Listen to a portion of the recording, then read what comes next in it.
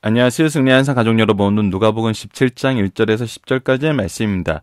누가복음의 쉬운 8번째 강좌로 종의 의무 비유라는 제목의 말씀입니다. 승리한 삶은 말씀 중심 예배 중심의 성경 전문 교사를 양성하기 위해서 만들어진 성경 공부 주제입니다.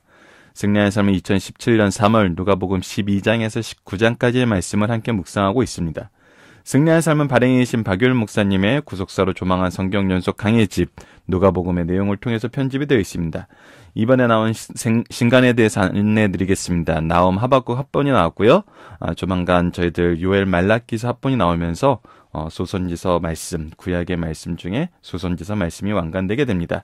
올해는 저희들 창세기 강의가 또 준비되어 있습니다. 그래서 창세기 강의가 더 완성이 되면은 이 창세기 강해집도 완간되기 때문에 이 부분을 위해서 계속 기도해 주시고 또 이 부분에 함께 동참하고 싶으신 분들 또 강성 성경 연구원을 통해서 강해집을 기부받고 싶으신 분들은 강성 성경 연구원을 통해서 이 부분에 대한 문의를 해주시길 부탁드리겠습니다. 저희들 주일날 업로드되는 위크스터들을 통해서 전체 구조의 내용을 살펴보고 있고요. 그 구조의 내용 중에 저희들이 지금 이번 달 중점적으로 살펴보고 있는 것이 예수님의 예루살렘 여행에 관한 부분입니다. 그 내용을 저희들 비유의 말씀을 중심으로 그 의미를 찾고 있고, 이번에 우리가 보고 있는 문제에 대해서, 이번 주에 우리가 보고 있는 문제에 대해서 살펴본다면, 지혜로운 청지기 비유를 통해서 이 세상 지혜자들이, 세상에서 생각하는 지혜자들도 무엇에 포커스를 두는지 우리가 볼 수 있었냐? 바로 영혼에 포커스를 두는 것을 볼 수 있었어요. 그리고 부자와 나사로의 비유를 통해서 부자의 죄, 바로 영혼을 돌보지 못한 부분, 그리고 그의 기도를 통해서 정해진 때를 우리가 확인할 수 있었습니다. 그 때가 지나면은 이루어질 수 없는 그 내용에 대해서 봤고, 오늘 내용은 좀 더 이 부분에 대해서 구체적으로 얘기를 해줍니다. 이 두 부분은 결국은 영혼을 돌보는, 즉 사람을 돌보는 그 내용에 대한 중요성을 얘기한 다음에 그 중요성에 의한 중요한 하나님의 판결을 우리에게 보여주고 있습니다. 이 영혼에 대한 모습, 영혼에 대한 우리의 태도, 영혼을 통해서 우리가 영혼을 대해야 되는 그 자세, 이것들이 하나님 앞에서 얼마나 정말 중요하고 우리가 진지하게 받아들여야 되는 것인지를 우리에게 보여주고 있어요. 자, 이 내용을 우리가 한번 확인해 보도록 하겠습니다. 오늘 말씀은 굉장히 리더들에게 주는 굉장히 어려운 말씀 중에 하나입니다. 현장에서 우리가 반드시 주의해야 되는 부분이고, 제가 지난 누가복음 들어오기 전에 히브리서 말씀을 통해서 제사장적 신앙, 예수 그리스도께서 우리에게 보여주었던 그 제사장적 신앙을 구약의 예를 통해서, 구약에 나타났던 그 제사장의 직무, 제사장을 통해서 하나님께서 이루시려고 했던 것을 창세기와 욥기를 통해서 몇 번 언급한 적이 있습니다. 그래서 우리가 제사장적인 신앙에 대한 이해를 가지고 누가복음을 보는 것이 얼마나 은혜롭고 귀한 것인지를 여러분들과 함께 나눴던 시간들이 있었습니다. 그 내용이, 그 제사장적 신앙이 바로 우리에게 세워지고, 또 그 제사장적 신앙을 통해서 우리가 이 신앙생활을 계승해 나가지 않았을 때 우리에게 맡겨진 영혼들에게 우리가 어떤 잘못을 할 수 있는지, 또 그 잘못에 대한 주님의 평가는 뭐였는지, 그리고 그것을 계속해 나갈 수 있는 믿음의 근거는 무엇인지, 그 내용을 오늘 말씀을 통해서 우리가 살펴보게 됩니다. 그래서 우리의 삶의 중심에 예수님이 계신다는 것은 바로 우리가 제사장적인, 바른 제사장적인 신앙을 가지고 사는 것, 이 부분을 우리가 오늘 본문 말씀을 통해서 한번 확인해 보는 시간을 갖도록 하겠습니다. 자, 종의 의무 비유, 누가복음 17장 1절에서 10절까지 말씀입니다. 자, 거지 나사로와 부자의 비유를 통해서 이 내세에 대한 문제, 영혼 구원에 대한 문제, 그리고 말씀에 의한 구원의 문제를 얘기한 다음에 예수님께서 무엇을 얘기하고 계시냐면 바로 다음과 같습니다. 1절입니다. 예수께서 제자들에게 이르시되 실족하게 하는 것이 없을 수는 없으나 그렇게 하는 자에게는 화로다. 그가 이 작은 자 중 하나를 실족하게 할진대 차라리 연자 맷돌이 그 목에 매어 바다에 던져지는 것이 나으리라. 여러분들, 우리가 우리에게 맡겨진 영혼을 돌본다 그랬을 때 그 영혼들에 대한 축복의 통로로 하나님이 나를 세운다 했을 때 가장 중요한 거, 우리가 우리의 자녀들과 제자들과 우리가 복음의 통로가 되어서 말씀을 전해야 되는 그 사람들에 대해 가장 주의해야 되는 것이 무엇이냐면 실족하게 하는 것이라는 거예요. 실족하게 된다는 것은 엄밀히 말하면 원어적인 의미에서는 함정을 파서 그 함정에서 넘어지게 하는 걸 말해요. 자, 이것이 얼마나 상반된 것인지 우리가 볼 수 있어요. 어떻게 복음이 실족하는 거가 될 수 있죠? 지금 한국에서 이루어지고 있는 전도 관련된 모습 중에 가장 많이 비난을 받고 지금은 없어진 것 중에 하나가 뭐였죠?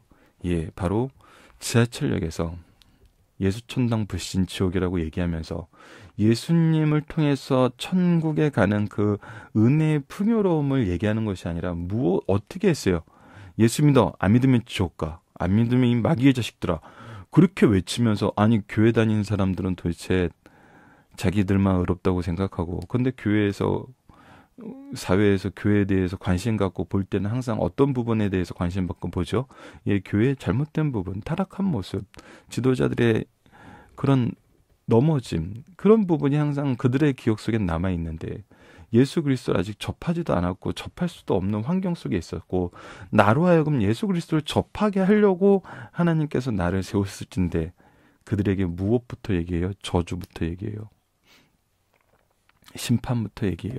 심판을 얘기하는 게 틀린 것이 아니에요. 하지만 그 근본적인 방법이나 내용은 완전히 달랐다는 거죠. 예수 그리스도가 없어요. 예수 믿고 천당 가라 가는데 예수 그리스도가 없어요. 예수 그리스도의 모습도 없어요. 예수님이 언제 이런 식으로 전도를 했었어요? 없었어요. 근데 그렇게 했어요. 그것이 성경적으로 잘못됐다는 것을 많은 종교 지도자들께서 지적을 하셨고, 그래서 더 이상 요즘에는 그런 부분이 없어요. 물론 어떤 사람들은 이것이 효과가 없고 오히려 비난의 대상이 되니까 없어졌다고 얘기하는 사람도 있는데, 저는 이것에 대한 바른 교육이 들어갔다고 봐요. 근데 이것은 단순히 우리가 봤던 그 지하철 안에서만 이루어지는 것이 아님을 알고 있습니다. 우리가 때로는 제자들을 대할 때, 자녀들을 대할 때 항상 이 부분에 대해서 신경 쓰지 않고 주목하지 않으면은 우리가 넘어지게 되는 것을 볼 수 있어요. 그리고 그들이 넘어져서 다시 교회로 돌아오지 못함을 볼 수 있어요.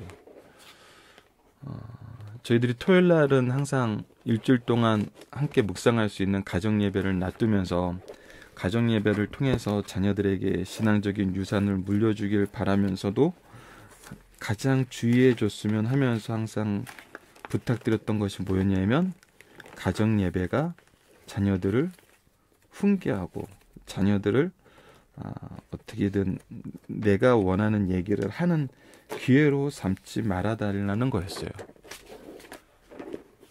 가정 예배는 정말 제사장적인 자세로 드려야 되는 예배거든요.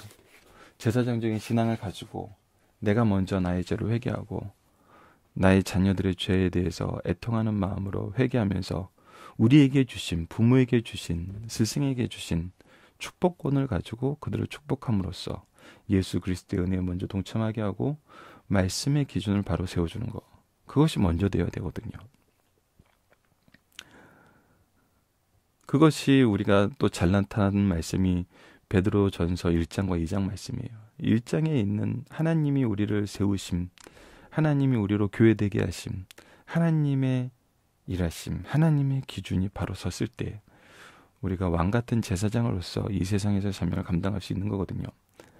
그래서 가장 주의해야 되는 것 중에 하나가 자녀들이 엄마 나 왜 매주 교회 가야 돼? 나는 왜 맨날 이렇게 살아야 돼? 다른 애들은 주일날 여행도 가고 여러 가지 일 하는데 나는 왜 항상 교회 가야 돼? 했을 때 일반적으로 가장 많이 나타났던 부모님들의 반응이나 선생님들의 반응이 그렇게 생각하는 것조차 굉장히 믿음이 없는 것으로 보시고 또 그 불경건한 것으로서 봐서 되게 그때 어떤 반응을 보이냐면 얘가 이제 좀 삐뚤어지기 시작하는구나. 얘가 잘못된 생각과 사상에 물들기 시작하는구나 하면서 되게 혼내는 걸로 교육이 가는 것을 볼 수 있었어요. 근데 여러분들 몇 번 소개해드린 적이 있는데 그게 아닙니다. 자녀들이 그런 질문을 가지고 그런 물음을 가질 때 물론 한국 사회가 이 궁금한 것을 잘 물어보지 않고 순종이 미덕인 것처럼 생각하는 그런 이거는 순종이 미덕이라는 거는 이 성경적 순종을 얘기하지 않아요. 한국 사회에서는 오히려 유교적인 순종을 얘기를 하죠. 무조건적인 순종.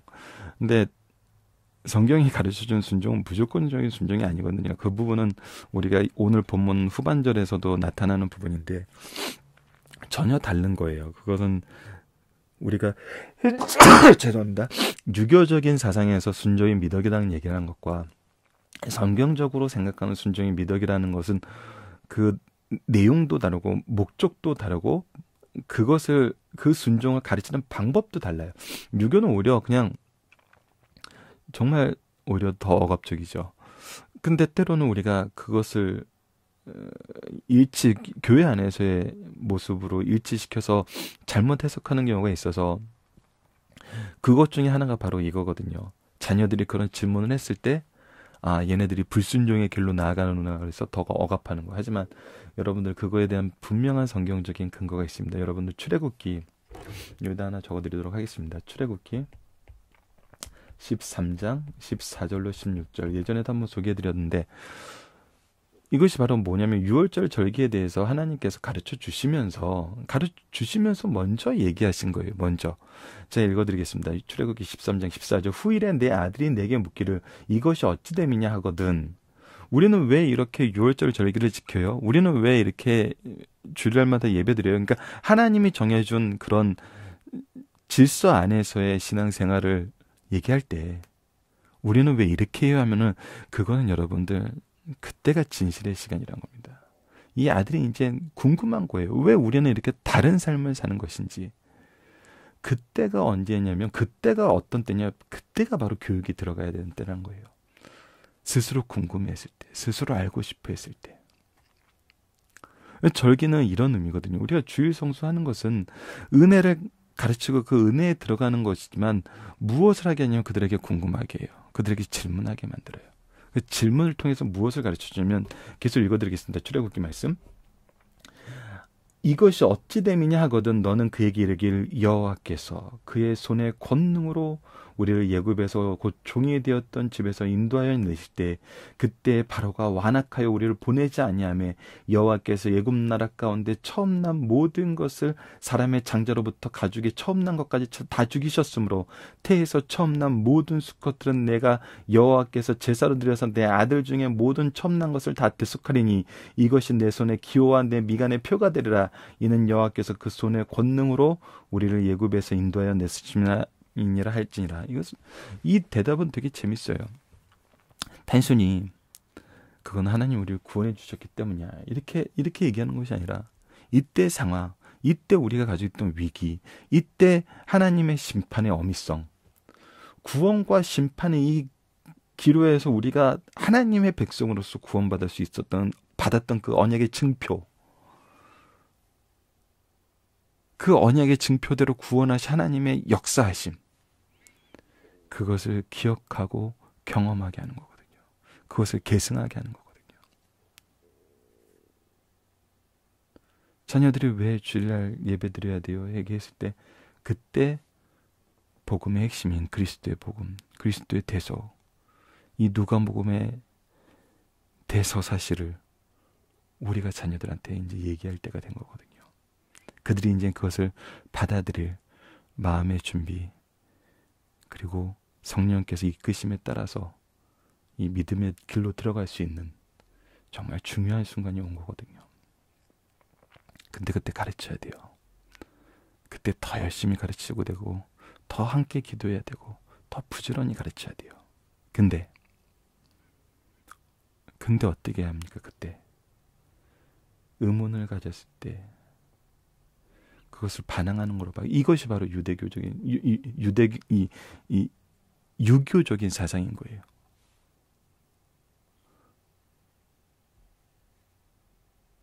그래서 뭐 하게 되죠? 오히려 실족하게 만들어요. 한국적인 상황에서 가장 실족하게 만드는 자주 나타났던 예로 들어드리던 거고, 이런 경우가 되게 많아요. 하나님이 출애굽기에서 성경을 주실 때 신명기에서는 더욱더 분명하게 정확하게 얘기하는데, 말씀을 배우고 가르치기 위해서 주셨어요. 마음판에 새기고 내 머리띠로 내 손목에 메어서 미간에 네 손목에 메고 문 앞에 항상 써서 이것을 안전하서나 강론하기 위해서 말씀을 주셨어요. 그 의무를 바로 부모에게 주셨어요. 부모는 이제 우리가 두 가지 의미로 볼 수 있잖아요. 영적인 부모, 육적인 부모. 그래서 우리가 해야 되는 건 그거거든요. 말씀이거든요. 말씀. 어제 말씀에서도 부활한 자가 가야 믿을 수 있겠습니다. 근데 아니라는 거예요. 하나님이 주신 말씀. 모세와 선지자들의 증언은 바로 하나님의 말씀이에요. 근데 그걸 가르친 적이 없거든요. 가정예배가 말씀을 전파하는 자리가 되지 않고, 말씀을 한번 읽고 끝나고 부모님들의 잔소리로 가득 채워져요. 안 돼요. 절대 그래서는 안 됩니다. 말씀의 은혜를 나누는, 말씀의 귀한 의미를 나누는, 말씀으로 축복해 줄 수 있는 시간이 되어야 돼요. 안 그러면 실족합니다. 근데 이 실족하게 하는 것이 없을 수는 없어요. 우리 연약해요. 근데 없을 수는 없으나 무엇을 알고 있으란 거예요. 그가 이 작은 자 중 하나를 실족하게 할진데 차라리 연자맷돌이 그 목에 매어 바다에 던져지는 것이나 아니라. 영혼을 실족하게 하는 것은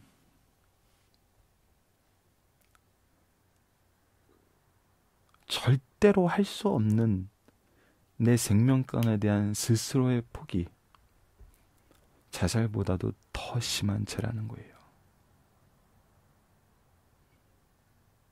이것만큼 나쁜 죄가 없다는 거예요. 이것만큼 하나님의 뜻과 반대되는 것이 없다는 거예요.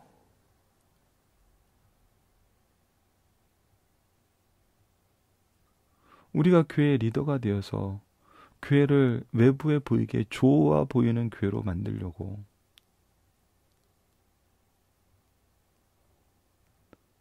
문제가 되는 사람들이라고 지목되거나, 아니 저는 문제가 되는 사람들이라고 지목되는 것은, 그것은 정말 굉장히 복잡한 문제니까 뒤로 넘겨놓더라도 아이들 같은 경우를 보자고요. 유치부나 초등부 초반에 있는 아이들, 문제 일으키고 항상 좀 선생님들의 기준에, 지도자들의 기준에 좀 떨어져 보이는 애들에 대한 교회의 태도가 너무 세상적이어졌다는 거예요. 그 아이들을 더 사랑하고 더 깊이 있게 양육해야 될 대상으로 보지 않고, 더 혼내고 더 징계하고 더 격리시켜야 될 아이들로 봐요.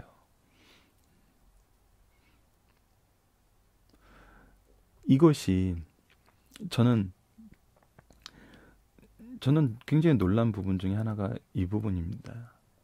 똑같은 교회 부설 기관인데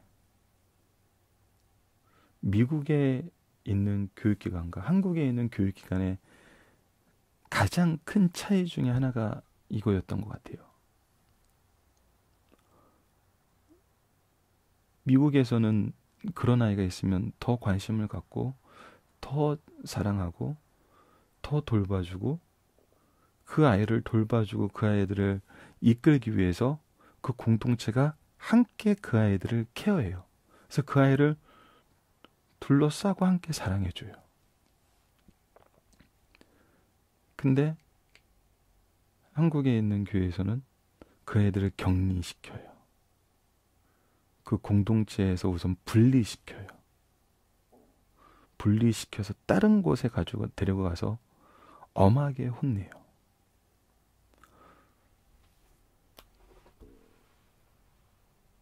이것의 가장 큰 차이는 뭐냐면 공동체 안에서 그를 사랑할 때 무엇이 이루어지냐면 교육이 이루어져요. 근데 분리시켜서 혼낼 때는 무엇이 안 되냐면 교육이 안 돼요. 교육하기 전에 우선 재판부터 들어가는 거예요. 그래서 내가 가르치지 않은 거에 대해서는 가르친 후에 가르친 수고를 통해서 그 아이가 그 기준이 변할 수 있도록 먼저 인도한 다음에 그 기준에 의해서 그가 지금 혼나고 있다는 것을 알 수 있게 한 다음에 혼내야 된다고 항상 얘기를 하거든요. 자, 그러니까 이거에 대해서는 정말 힘든 겁니다. 정말 그 경고가 너무 엄미한 거거든요. 그래서 어떻게 얘기하시냐면 너희는 스스로 조심하라. 만일 내 형제가 죄를 범하거든 경고하고 회개하거든 용서하라. 자, 보십시오. 이 말씀이 정말 우리가 배워야 되는 부분입니다. 스스로 조심해라는 거예요. 조심하라. 이것은 내가 조심해야 될 부분이에요. 뭐에 대해서 내가 조심해야 되냐면 이 너무 놀라운 말씀이에요. 만일 내 형제가 죄를 범하거든 경고하고 형제가 죄를 범했을 때 우리가 조심해야 될 부분이 있다는 거예요. 그 조심해야 될 부분이 뭐냐면 더 큰 죄를 범하지 않도록 조심하라는 거예요. 내 형제가 어떤 죄를 범했는데 그 죄가 자기 목숨을 끊는 자살 같은 우리가 도저히 이제 기회를 잃기 때문에 회개할 기회를 잃기 때문에 어렵다고 얘기하는 자살보다도 더 중한 죄라고 지금 평가를 하고 계시잖아요. 판결을 내려주시고 계시잖아요. 무엇이? 영혼을 실족하게 하는 것이. 근데 이 영혼을 실족하게 하는 것이 주로 언제 나타나냐면 그의 죄를 봤을 때 나타나게 된다는 거예요. 그러니까 이것이 우리가 얼마나 무의식적으로 진행되는 일인 것을 이 부분에 이것을 통해서 알 수 있어요. 아니 그러면 잘못한 거에 대해서 한마디도 말해야 돼? 그게 아니죠. 한마디도 말하지 말라는 게 아니죠. 실족하지 않게 조심하라는 거죠. 그때. 그래서 그 방법이 뭐냐면 경고하고, 여러분들 경고한다는 건 뭐예요? 분명한 기준이 있는 거예요. 이 죄에 대한 분명한 기준이 있어요. 경고한다는 것은 이것이 왜 죄인지를 먼저 가르치라는 거예요.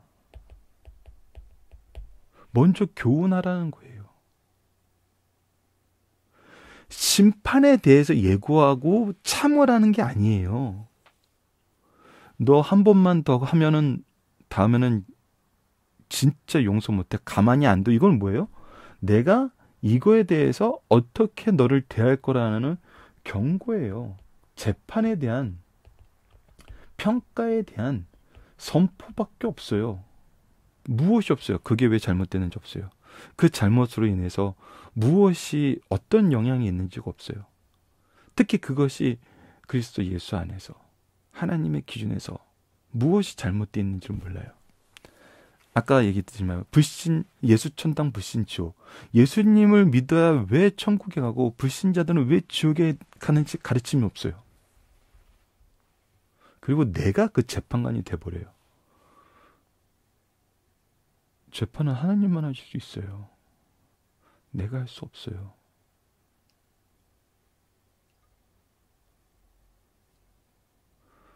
끊임없이 회개하거든 용서하라. 이 경고가 있어야지 회개가 되는 거예요. 바른 경고. 이 벌에 대한 예고가 경고가 아니에요, 여러분들. 다시 한번 얘기하지만 말씀에 의해서 이것이 들어가야 되는 거예요. 어제 말씀에서처럼 부자에게 말했던 것처럼 모세와 선지자들의 증언, 바로 하나님의 말씀이 들어가야 되는 거거든요. 그때. 바로 그때.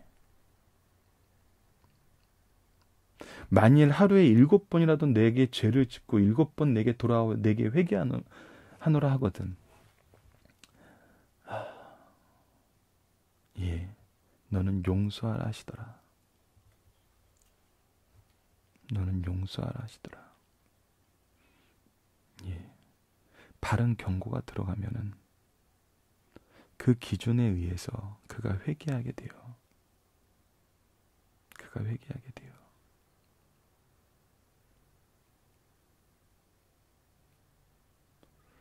이 부분을 우리가 볼 수 있어야 됩니다. 내가 만약에 이거는 교회 현장에서 분명히 일어나는 부분이 있습니다. 내가 이 3절을 바로 실천하면은 어떤 일이 생기냐면 7번 죄를 짓고도 7번 돌아와서 회개하는 일이 정말 일어납니다. 근데 3절이 잘못되면은 어떤 일이 발생하게 되냐면 오히려 나를 떠나지 않더라도 나의 위선을 책잡고 그의 잘못을 기록하는 기록원이 되어서 교회에서 쓴뿌리가 될 수도 있고, 아니면 정말 실족하여서 다시는 교회에 발을 들여놓지 않게 되는 그런 경우도 생겨요. 3절이 바로 이루어질 때 4절이 이루어지고, 4절이 이루어질 때 우리가 하는 것은 뭐라는 거예요? 용서라는 거예요. 자, 말씀은 이것이 얼마나 힘든지를 알려줘요. 그래서 사도들이 주께 여짜오되 우리에게 믿음을 더하소서 하니, 이거는 어려운 일입니다. 이것을 할 수 있는 사람은 없어 보여요. 유대 사회에서는 더더욱 그렇죠. 죄에 대한 심판을 얘기하지 않고, 내가 부자로 사는 것은 하나님의 축복이고 네가 거지로 사는 건 하나님의 저주야. 내가 축복받은 이유가 뭐야? 나는 하나님 앞에 의롭다고 인정받았음이고, 네가 저주받은 이유는 뭐야?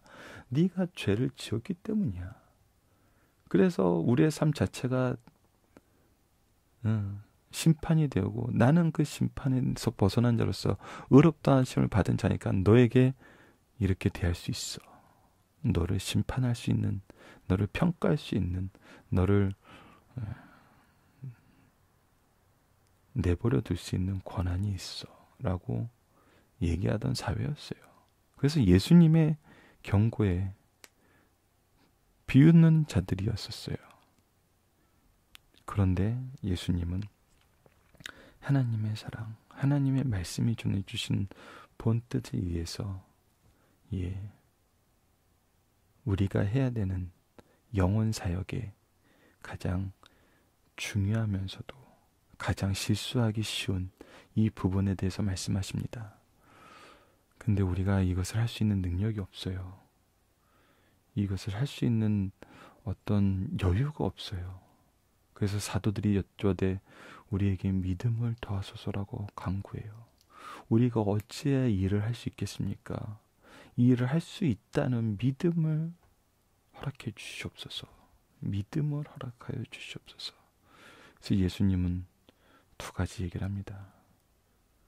첫 번째 내용이 6절이고 두 번째 내용이 7절에서 10절입니다. 주께서 이르시되 너희에게 겨자씨 한 알만한 믿음이 있었더라면 이 뽕나무더러 뿌리가 뽑혀 바다에 심겨야 하였을 것이요 그것이 너희에게 순종하였으리라. 참,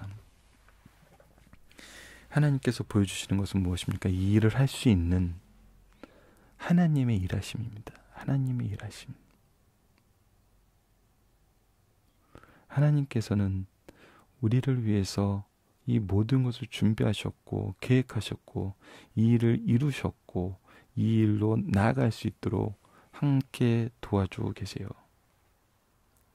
그래서 우리가 구속사의 능력 있는 일꾼들에 대해서 하나님의 방법을 볼 때 하나님께서 선택하시고 위임하시고 계승케 하시는데 이것을 위해서 미리 준비하시고 함께 일하시고 그 결과까지도 이루시는 것을 봤잖아요.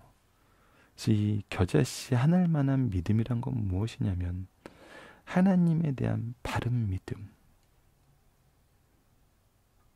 바른 믿음. 그래서 하나님의 기준이 나의 기준이 되고 하나님의 일이 나의 일이 되고 하나님이 나에게 주신 사명이 바로 하나님의 하시는 일이라는 것을 우리가 아는 그 믿음. 그 믿음이 굉장히 작지만 우리가 누룩의 비유에서도 봤다시피 겨자씨의 비유에서도 봤다시피 이것을 통해서 하나님이 결실을 맺으신다는 거예요. 이것을 통해서 성장케 하시고 이것을 통해서 확장케 하신다는 거예요. 무엇에? 바로 이 영혼을 위한 하나님의 일에. 그래서 바로 이 믿음을 소유해야 된다는 거예요. 그래서 우리가 이 믿음을 더하소서 할 때 이것은 어떤 증거나 어떤 표적에 의해서 되는 것이 아니라 유대인들이 자꾸 요구했던 것처럼 진실한 믿음에 의해서 된다는 겁니다. 이 믿음은 하나님이 주신 선물이고 말씀에 의해서 확증된 거예요. 그래서 우리가 말씀 안에 거해야 되는 겁니다. 그리고 두 번째는 순종입니다. 주께서 이르시되 6절 이후의 말씀을 보도록 하겠습니다. 너희 중에 누구에게 밭을 갈거나 양을 치거나 하는 종이 있어 밭에서 돌아오면 그더러 곧 와서 앉아서 먹으라 말할 자가 있느냐? 도리어 그더러 내 먹을 것을 준비하고 띠를 띠고 내가 먹고 마시는 동안 수종 들고 너는 그 후에 먹고 마시라 하지 않겠느냐? 명한 대로 하였다고 종에게 감사하겠느냐? 바로 사역에 대한 순종을 말합니다. 자, 뭡니까? 주님께서 우리에게 영혼을 맡기셨어요. 그 영혼을 위해서 우리가 수고하였어요. 그 수고하고 나서 주님을 만났어요. 그 주님을 만났을 때, 야, 네가 정말 엄청난 일을 해냈구나. 내가 너로 인해서 기뻐할 일을 하였구나. 라고 얘기하지 않고 오히려 뭐라고 얘기한다는 거예요? 야, 이제 왔으면 내가 식사 주니까 내 식사하는 거 좀 서빙을 해라. 왜 그러냐면 종의 본분이 뭐라는 거예요? 바로 순종하는 거라는 거예요. 그러니까 우리가 영혼을 위해서 일하는 것은 우리의 업적이 아니고 우리의 능력이 아니고 우리의 특권이 될 수 없다는 거예요. 뭐라는 거예요? 우리에게 당연히 해야 될 사명이었다는 거예요. 우리가 감사받을 일이 아니라는 거예요.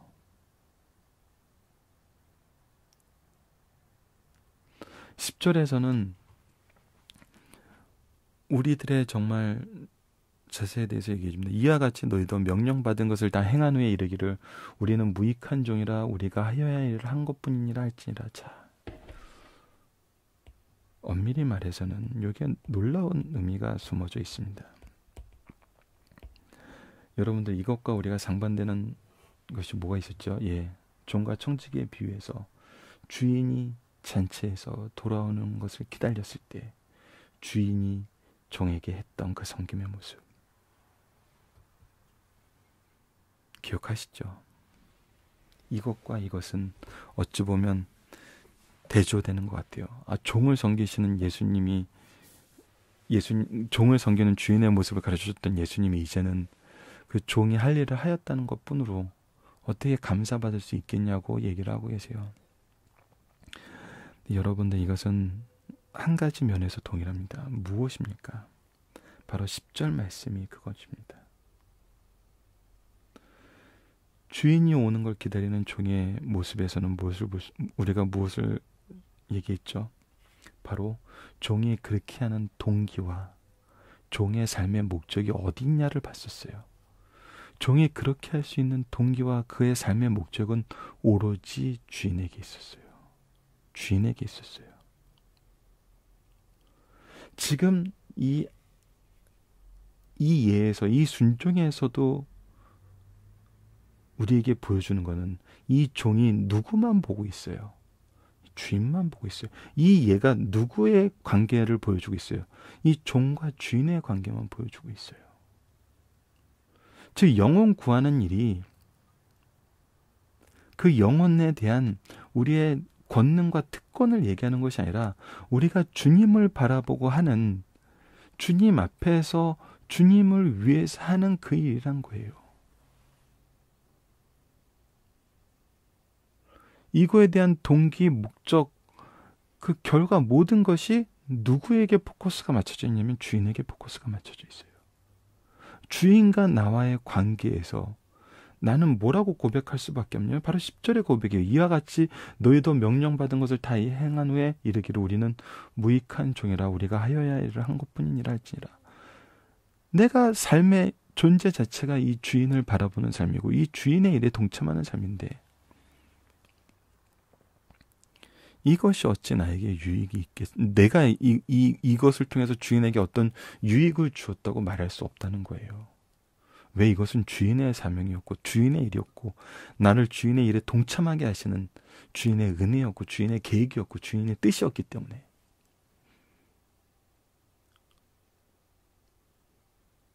그래서 7절에서 10절 말씀은 이 섬김에 대해서 얘기를 하면서 이 섬김이 누구에 대한 섬김이고 누구의 뜻인 것을 우리에게 알게 하시냐면 바로 하나님을 향한 섬김이고 하나님을 향한 뜻임을 알게 돼요. 자, 그래서 우리가 어제 말씀에서 누가 요즘에 사람에게 투자를 해요? 누가 사람을 돌보려고 해요? 이 배신자들. 그렇게 내가 돌보고 사랑하고 아꼈는데 뒤에서 나를 험담하고 나를 비판하고 결국 나를 떠나고 나에게 돌멩이를 던지는 그 녀석들, 그런 존재인 인간들에게 우리가 투자를 해야 된다고? 우리가 헌신을 해야 된다고? 네, 해야 된다고요. 이것은 누구를 보고 하는 것이기 때문에 그들의 변화, 그들의 거절이 이것은 하나님께서만 하실 부분이에요. 우리가 그렇게 했던 이유는 뭐냐면 그들에게 합당한 피드백을 받기 위한 것이 아니라 그것이 하나님의 일이었기 때문에 하나님의 뜻이었기 때문에 한다는 거예요. 그것이 순종의 핵심이라는 거예요. 이 순종의 핵심을 가진 것이 바로 겨자씨 같은 믿음이고 교회를 성장과 확장시키게 하시는 하나님의 은혜의 통로가 되는 하나님의 일꾼들의 모습이라는 거예요. 이런 믿음이 있을 때 우리는 어떤 존재가 되지 않아요? 실족하게 하는 존재가 되지 않아요.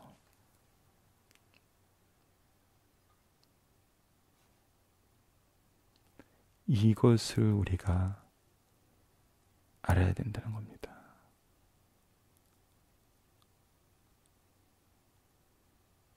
이것을 모르기 때문에 때로는 실족하는 리더들이 있을 수 있어요. 실족하게 하는 부모들이 있을 수 있어요. 그러면 우리는 어떻게 해야 돼요?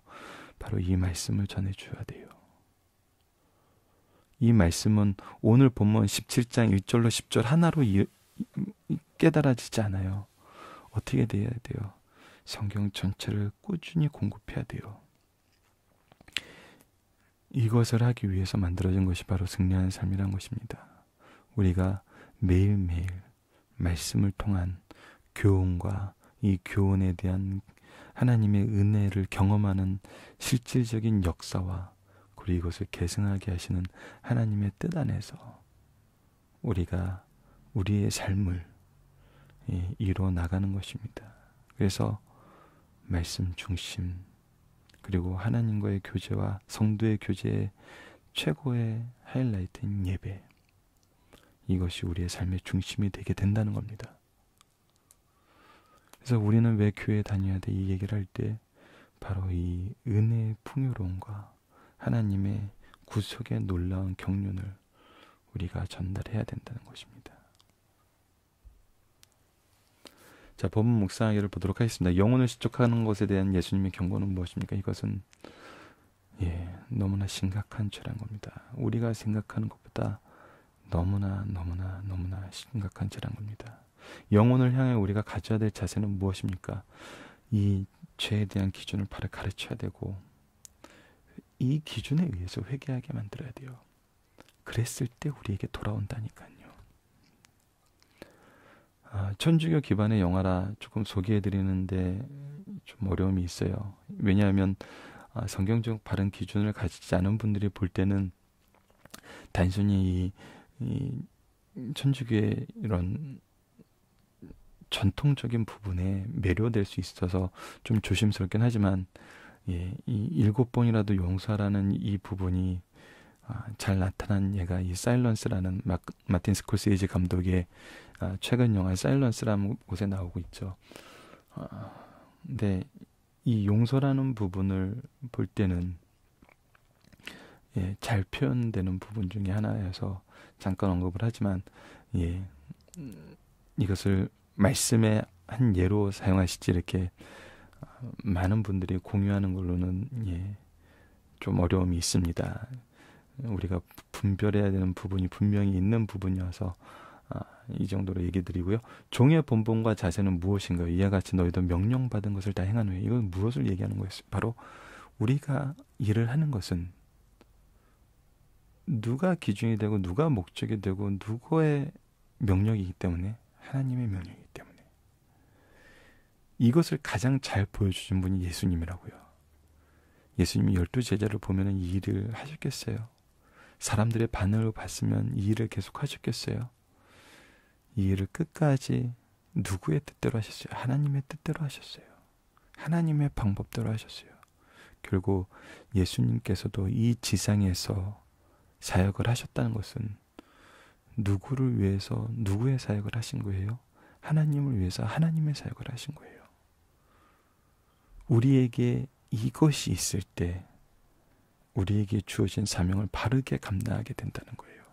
누군가를 실족하게 만들지 않고.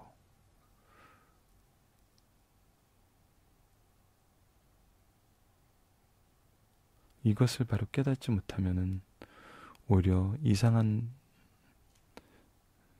논리에 빠지게 됩니다. 나는 하나님하고 관계는 문제가 없는데 사람하고 관계가 문제가 많어. 이런 이상한 논리에 빠져요. 여러분, 이거는 성경적인 논리가 아니란 걸 이미 아시겠죠. 자, 중심사상을 보도록 하겠습니다. 오늘 말씀이 너무 길었는데 누가복음 17장 말씀의 이 전반적인 배경은 여러분들이 각자 확인해 주시고요.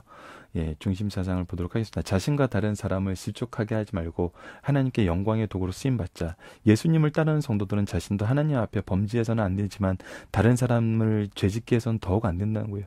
세상에서 보잘것없어 보이고 타인에게 그런 취급을 받는 자라 할지라도 그를 실족해 하면 연자맷돌을 그 목에 달고 빠져 죽는 편이 낫다는 거예요.